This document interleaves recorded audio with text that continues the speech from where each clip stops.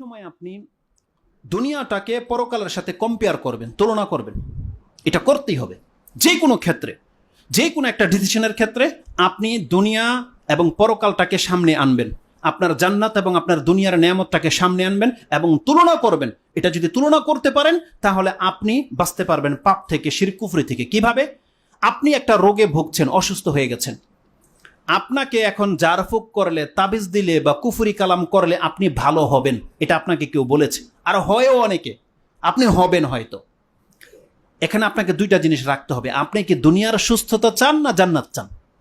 আপনার এই কুফরি, আপনার এই জাদুটোনা, আপনার তাবিজ কবজ, হয়তো এর মাধ্যমে আল্লাহ আপনাকে ভালো করে দিল দুনিয়ায়, কিন্তু আপনি জান্নাত হারাবেন। চুজ আপনি করেন, বেছে নেন। আপনি বেছে নেন আপনি কোনটা নেবেন। আপনি দুনিয়ার জীবন চান না জান্নাত চান? এইভাবে যদি আপনি কম্পেয়ার করতে পারেন, আপনার জন্য রাস্তা পরিষ্কার হয়ে যাবে। আজকে যারা আমরা তাবিজের কথা যখন নিষেধ করি, কালিকুলি দিতে নিষেধ করি, তারা আমাদেরকে বলে তাবিজ দিয়ে তো মানুষ ভালো হচ্ছে। তো আরে হবে তো, আল্লাহ ভালো করবে তো আপনাকে। কারণ আপনার যে ফল, যে ত্রুটিটা, ওটা তো আল্লাহর পক্ষ থেকে নয়, এটা তো শয়তান করে। খোঁচা তো শয়তান মারে। আপনার চোখ দিয়ে যে পানি ঝরে, মাথা যে ব্যথা করে, এটা তো শয়তানের কারণে করে। যখন আপনি যেটা সুতা বেঁধে রেখেছেন, শয়তান ওই কাজটা করে না, এখন আপনি সুস্থ। হয়তো তাই বাস্তবতা, কিন্তু আপনি কি করেছেন? আপনার জান্নাতকে হারিয়েছেন। একজন কালো মহিলা, এই কথাগুলো প্রত্যেকটা নেক্সট খুতবায় আসবে, কিন্তু এখন যেহেতু রিলেটেডের কারণে চলে এসেছে, আমি নাম্বারিং ছাড়াই বলে দিই। বুখারী মুসলিমের মধ্যে রয়েছে, আব্দুল ইবনে আব্বাস একটা কালো মহিলাকে দেখে বলছেন, তার তাবিকে বলছেন, আমি কি তোমাকে একটা জান্নাতি মহিলা দেখাবো? বলছে দেখো। বলছে ওই মহিলাটা, এই যে কালো লম্বা মহিলাটা, কি হয়েছিল? তার মৃগী ব্যারাম ছিল, কাপড় খুলে যেত। সে এসে রাসূল সাল্লাল্লাহু আলাইহি ওয়াসাল্লামকে বলছেন, ইয়া রাসূলুল্লাহ, আমার দোয়া করে দেন আমার জন্য, আল্লাহ যেন আমার রোগকে ভালো করে দেয়। রাসূল সাল্লাল্লাহু আলাইহি ওয়াসাল্লাম বলছেন, তুমি যদি ধৈর্য ধারণ করতে পারো, ওয়ালাকিল জান্নাহ। আর যদি তুমি চাও আমি দোয়া করে দেবো, দোয়া করে দেবো। আর তোমার জন্য একটা মেসেজ হচ্ছে আল্লাহর পক্ষ থেকে, তুমি যদি চাও যে ধৈর্য ধারণ করবে, রোগ তোমার থাকবে, তোমার জন্য এখন সুসংবাদ এসেছে, তুমি জান্নাতি।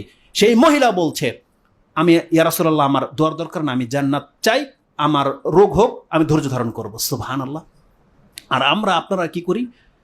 বলতেছেন বাবা যা করতে হয় করবেন, আমার সন্তানকে ভালো করে দেন, যা করতে হয় করেন, আমার পেটে বাচ্চা দিতে হবে। ও যা করার করে দেয়, বাচ্চা দিয়ে দেয় আপনাকে। আপনি বুঝতে পারেন না কি হয়েছে। আল্লাহ সুবহানাহু ওয়া তাআলা আপনার পরকালকে ধ্বংস করে দিয়েছে বাচ্চার মাধ্যমে। আপনার পরকালকে ধ্বংস করে দিয়েছে তাবিজের মাধ্যমে, কুফরির মাধ্যমে, জাদুর মাধ্যমে। রাসূলুল্লাহ কি বলেছে? যেই ব্যক্তি জাদুর আশ্রয় নেবে, সে তার পরকালকে হারাবে। আর দুনিয়াতে তার বেঁচে থাকার অধিকার নাই। সৌদি আরবে এমন জাদুকরকে পেলে হত্যা করে দেওয়া হবে। তার দুনিয়াতে কোনো অধিকার নাই, জান্নাতে তার কোনো অধিকার নাই। আর আজকে আমরা অধিকাংশ মানুষগুলো জাদু, কুফরি, টোনা এগুলোর মধ্যে দিয়ে ঝুঁকে যাই। তো দুনিয়াকে পরকালের সাথে কম্পেয়ার করতে হবে। সেই মহিলাকে বলা হয়েছে যে তুমি যদি জান্নাত চাও, তাহলে আমি জান্নাতের ব্যবস্থা গ্যারান্টি দিচ্ছি, তুমি ধৈর্য ধারণ করলে আল্লাহ তোমাকে জান্নাত দেবে। আর তুমি যদি বলো আমি দোয়া করে দেবো, তাহলে আমি দোয়া করে দিচ্ছি। সেই মহিলা বলছেন আমি জান্নাত চাই। তারা সব সময় পরকালটাকে প্রাধান্য দিত। তখন সেই মহিলা বলছে, ইয়া রাসূলুল্লাহ, তবে একটা দোয়া করেন, আমার রোগ থাক কিন্তু আমার কাপড় যেন না খোলে। মৃগী ব্রাম হলে মানুষের কাপড় খুলে যায় না? লজ্জাশীল মহিলা, কালো মহিলা, কিন্তু লজ্জা কত দেখেন, যে রোগ হলে আমার হুঁশ থাকে না, কিন্তু মানুষ হাসাহাসি করে। আপনি আল্লাহর কাছে দোয়া করে দেন, তিনি তো সবকিছুর উপরে ক্ষমতাবান। আমার রোগ হোক যেন আমার কাপড় আমার গায়ে থেকে না খোলে। রাসূল সাল্লাল্লাহু আলাইহি ওয়াসাল্লাম তার জন্য দোয়া করেছে। সাহাবীরা বলছে মরার আগ পর্যন্ত তার কোনোদিন তার গায়ে থেকে কাপড় সরে যায় নাই। এটা হচ্ছে রাসূল সাল্লাল্লাহু আলাইহি ওয়াসাল্লামের দোয়ার বরকত। আর মানুষের মেন্টালিটি আমি আপনাকে দেখাতে চাচ্ছি।